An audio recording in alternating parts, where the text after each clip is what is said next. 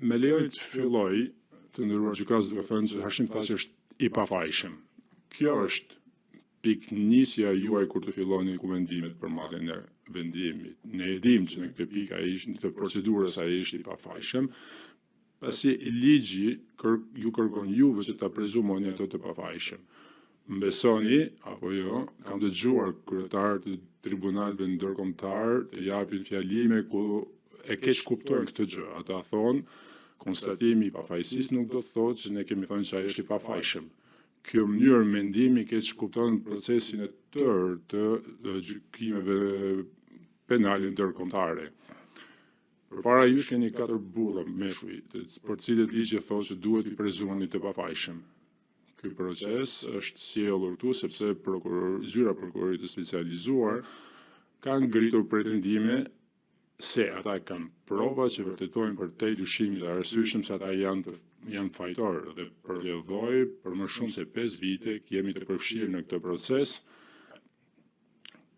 ku duhet të bëjë verifikimi i zyrës së prokurisë specializuar të pretendimeve të tyre dhe për të parë nëse ata mund të vërtetojnë për këto pretendime.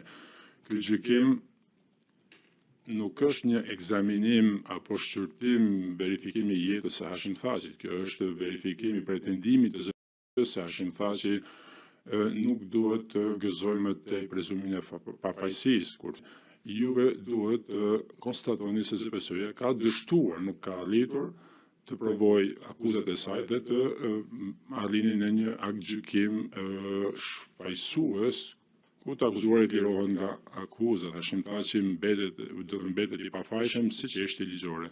Nuk ka ngritur pretendime se një dëshmitar në këtë gjykim është ndikuar.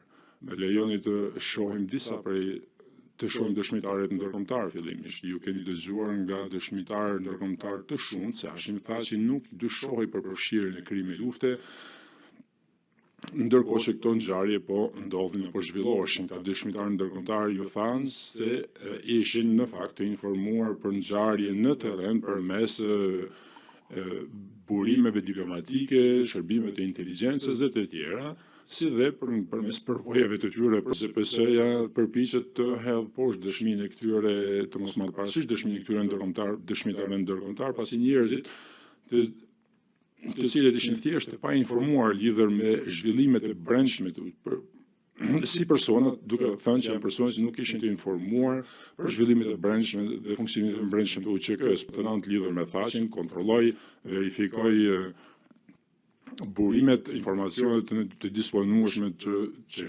qeveria e Shtetit Bashkuara kishte dhe nuk arriti të gjendë ndonjë provë që lidhte zotin Thaçi me krimin e luftës.